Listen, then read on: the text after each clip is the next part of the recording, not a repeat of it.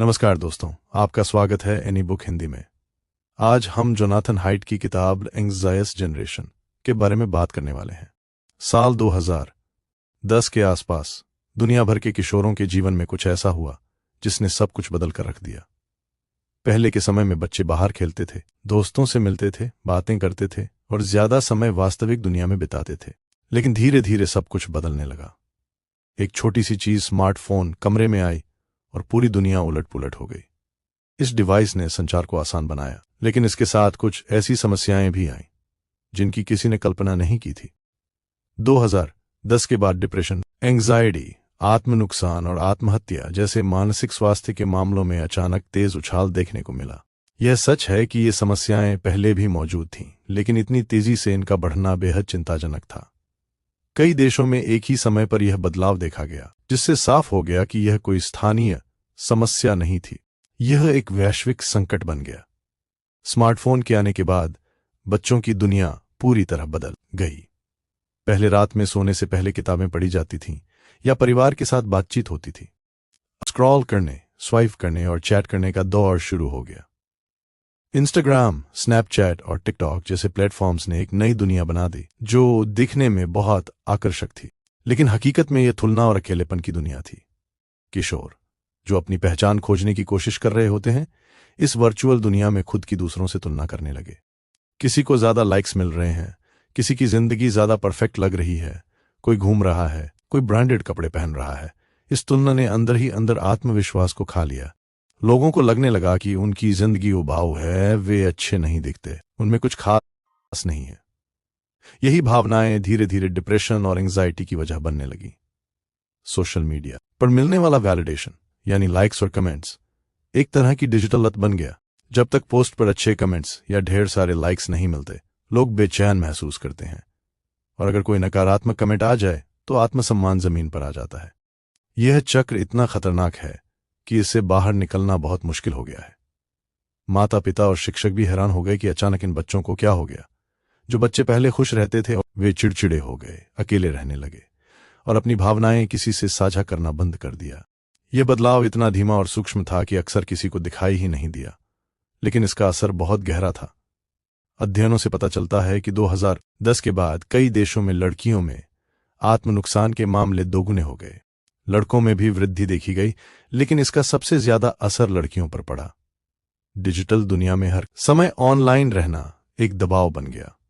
FOMO यानी कुछ छूट जाने का डर हर किशोर को परेशान करने लगा। उन्हें डर रहता है कि कहीं कोई मीम, ट्रेंड या इवेंट मिस न हो जाए। इसी डर की वजह से वे रात में जागते रहते हैं, नींद कम होती है, ध्यान भटकता है और मानसिक स्वास्थ्य बिगड़ने लगता है। स्कूल की पढ़ाई भी प्रभावित हुई। जो बच्चे पहले अच्छे नंबर लाते थे, वे भी ध्यान की कमी के कारण संघर्ष करने लगे। एकाग्रता कम हो गई, पढ़ने की आदत लगभग खत्म हो गई, भावनात्मक संतुलन भी बिगड़ने लगा। छोटी छोटी बातों पर गुस्सा आना, बिना वजह उदास हो जाना या हर समय बेचैनी महसूस करना आम हो गया। यह सब सुनने में भले ही अंधकार में लगे, लेकिन यह सच्चाई है जिसे नजरअंदाज नहीं किया जा सकता। स्मार्टफोन और सोशल मीडिया के फायदे अपनी जगह हैं।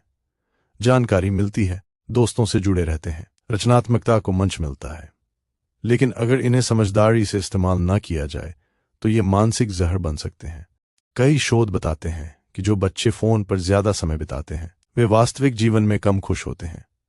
उनका भावनात्मक स्वास्थ्य उन बच्चों से कम होता है जिनका स्क्रीन टाइम सीमित होता है, जो शारीरिक गतिविधियां करते हैं और आमने सामने बातचीत करते हैं। सामाजिक जुड़ाव का असली मतलब ही बदल गया है। पहले दोस्त घर फोन करते थे, अब टैग करते हैं। पहले कोई दुखी होता था तो गले लगाया जाता था, अब सिर्फ उदास इमोजी भेजी जाती है। अब माता पिता को ज्यादा सक्रिय होना पड़ेगा। बिना जज किए बच्चों से खुलकर बात करना, उनकी बात सुनना और उन्हें स्क्रीन से ब्रेक लेने के लिए प्रेरित करना बेहद जरूरी हो गया है। बच्चों को यह समझना होगा कि उनकी कीमत लाइक्स से तय नहीं होती और उनका मूल्य किसी फिल्टर से परिभाषित नहीं होता। स्कूलों को भी सिर्फ अकादमिक ज्ञान नहीं, बल्कि भावनात्मक बुद्धिमत्ता सिखानी होगी। मेडिटेशन, जर्नलिंग और माइंडफुलनेस जैसी चीजों को पाठ्यक्रम में शामिल करना होगा, ताकि बच्चे अपनी भावनाओं को समझना और संभालना सीख सकें। किशोरों की दुनिया बहुत नाजुक होती है। छोटी सी बात से वे आहत हो जाते हैं और उन्हें लगता है कि पूरी दुनिया उनके खिलाफ है। ऐसे समय में उन्हें एक ऐसा सपोर्ट सिस्टम चाहिए जो बिना डांटे, बिना चिल्लाए उन्हें समझ सके। स्मार्टफोन को पूरी तरह बंद करना समाधान नहीं है, लेकिन संतुलित और जागरूक उपयोग जरूरी है। आज की सबसे बड़ी जरूरत है डिजिटल हाइजीन। जैसे हम अपने शरीर को साफ रखते हैं, वैसे ही अपनी डिजिटल आदतों को भी स्वस्थ रखना जरूरी है। कुछ घंटों के लिए फोन से दूरी, सोशल मीडिया डिटॉक्स और वास्तविक दुनिया के शौक, ये छोटी चीजें बड़ा असर डाल सकती हैं। एक और जरूरी चीज है आत्म जागरूकता। जब बच्चे पहचानने लगते हैं कि उन्हें कब एंग्जाइटी हो रही है, कब वे तुलना के जाल में फंस रहे हैं और कब उन्हें ब्रेक की जरूरत है, तब वे अपने मानसिक स्वास्थ्य को बेहतर संभाल पाते हैं। इसके लिए उन्हें सुरक्षित माहौल, बिना जजमेंट की बातचीत और बिना शर्त समर्थन चाहिए।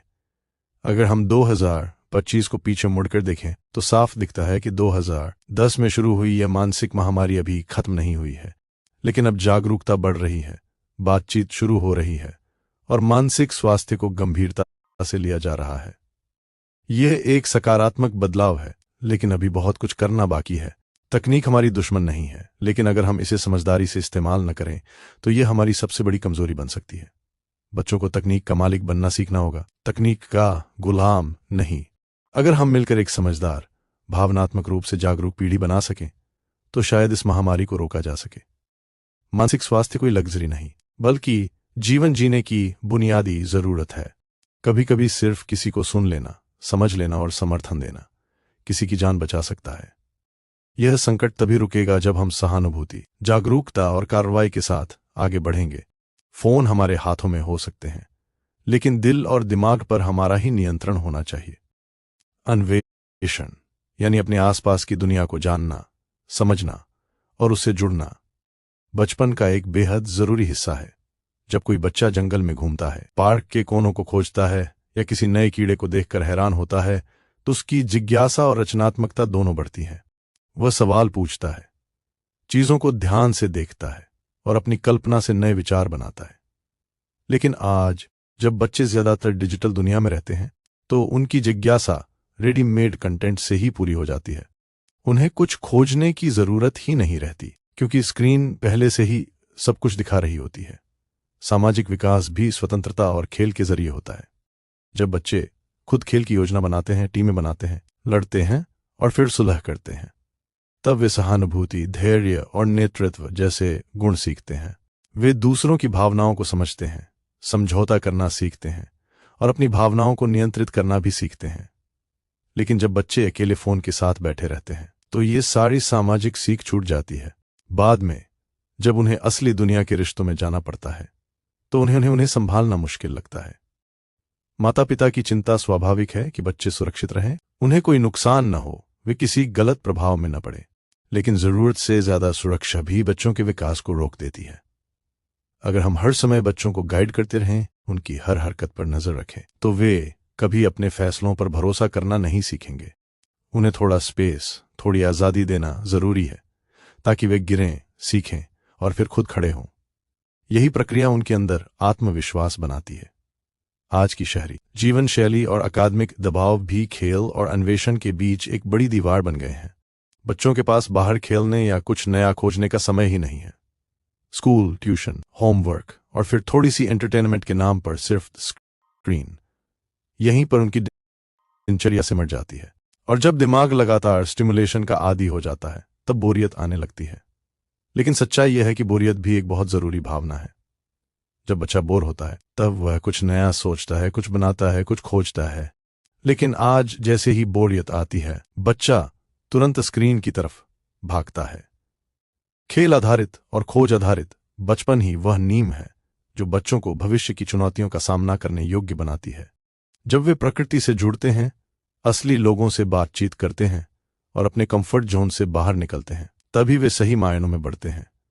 स्क्रीन उन्हें मजा और ध्यान भटकाने का साधन दे सकती है, लेकिन वह उन्हें जमीन से जुड़ा हुआ और भावनात्मक रूप से समझदार नहीं बना सकती। इसमें कोई शक नहीं कि तकनीक कई बार बहुत मददगार हो सकती है। लर्निंग ऐप्स, क्रिएटिव गेम्स या डिजिटल ड्राइंग बच्चों को नया दृष्टिकोण दे सकते हैं। लेकिन जब ये सब असली दुनिया के अनुभवों की जगह लेने लगते हैं, तभी समस्या पैदा होती है।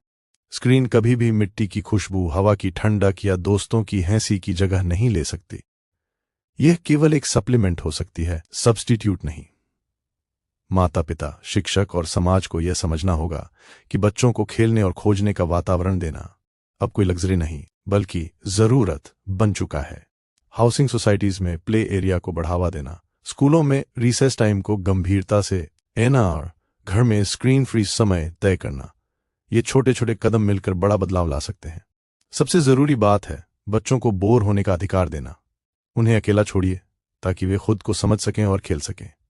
बचपन की खूबसूरती उसकी अनिश्चितता में है, कभी दोस्ती, कभी लड़ाई, कभी जीत, कभी हार। अगर हम बच्चों को सब कुछ रेडीमेड दे देंगे तो उनके पास न कहानियां होंगी, न यादें, और सबसे जरूरी उनकी अपनी पहचान नहीं होगी। जब बच्चा खुद को खोजता है, खुद खेलता है, तब वह खुद को परिभाषित करता है। उन्हें ऐसी जगह दीजिए जहां वे खुद को जान सकें। उन्हें थोड़ी आज़ादी दीजिए, थोड़ी जमीन दीजिए और थोड़ी हवा दीजिए जिसमें वे दौड़ सकें, गिर सकें और उड़ना सीख सकें। यही असली विकास है, यही असली सफलता है। स्क्रीन नहीं, आसमान उनकी सीमा होनी चाहिए। तभी एक संपूर्ण, खुश और सक्षम इंसान बनेगा जो सिर्फ अपने लिए नहीं, दूसरों के लिए भी वरदान होगा। कभी घुटने छिलते हैं, कभी हाथों में खरोंच आती है, लेकिन फिर भी वह उठता है, कोशिश करता है और एक दिन दौड़ने लगता है। बार बार गिरकर जो ताकत मिलती है उसे ही रेजिलियंस कहते हैं। और यही बात जोनाथन हाइट अपने एंटी फ्राजिलिटी के सिद्धांत में समझाते हैं। वे कहते हैं कि बच्चे सिर्फ मजबूत नहीं होते बल्कि एंटी फ्रेजाइल होते हैं, यानी कठिनाइयां उन्हें तोड़ती नहीं बल्कि और मजबूत बनाती हैं। जैसे वर्कआउट से मसल्स मजबूत होती हैं, वैसे ही जीवन की चुनौतियों से बच्चों की मानसिक और भावनात्मक शक्ति बढ़ती है। आज हम बच्चों को हर खतरे से बचाना चाहते हैं। हम चाहते हैं कि उनका बचपन आसान, सुरक्षित और बिना किसी दर्द के हो। लेकिन अगर बच्चा हारे नहीं, गिरे नहीं, डर का सामना न करे तो वह मजबूती कैसे सीखेगा? अगर हर बार हम उसके नीचे गद्दा बिछा देंगे तो जब जिंदगी सच में गिराएगी वह खुद को संभाल नहीं पाएगा। एंटी फ्रेजिलिटी का मतलब यह नहीं है कि बच्चे को जानबूझकर डर दिया जाए। इसका मतलब है उसे कंफर्ट जोन से बाहर जाने का मौका देना, थोड़ा रिस्क लेने देना, थोड़ी हार चखने देना और फिर खुद उससे उभरना सिखाना। जब वो रेस में हारता है, जब दोस्त उसकी बात नहीं मानता, जब मनचाहा रिजल्ट नहीं मिलता, तभी उसकी अंदरूनी ताकत जागती है। बार बार आने वाली ये छोटी छोटी मुश्किलें उसे भविष्य की बड़ी चुनौतियों के लिए तैयार करती हैं। कई माता पिता सोचते हैं कि अगर वे सब कुछ आसान बना देंगे तो बच्चा खुश रहेगा, लेकिन असल में इससे हम उसकी क्षमता को छोटा कर देते। जिस बच्चे ने कभी निराशा नहीं झेली, वह आगे चलकर रिजेक्शन और फेलियर को संभाल नहीं पाएगा। वह एंग्जाइटी, स्ट्रेस और निराशा के प्रति ज्यादा संवेदनशील बन जाएगा। जबकि वही बच्चे अगर बचपन से छोटी मुश्किलें झेले, जैसे मैदान में हारना, दोस्त से झगड़ा, टेस्ट में कम नंबर, तो रेजिलियंस धीरे धीरे बनती है। यह कोई एक रात में बनने वाला गुण नहीं है, यह अनुभवों से बनता है।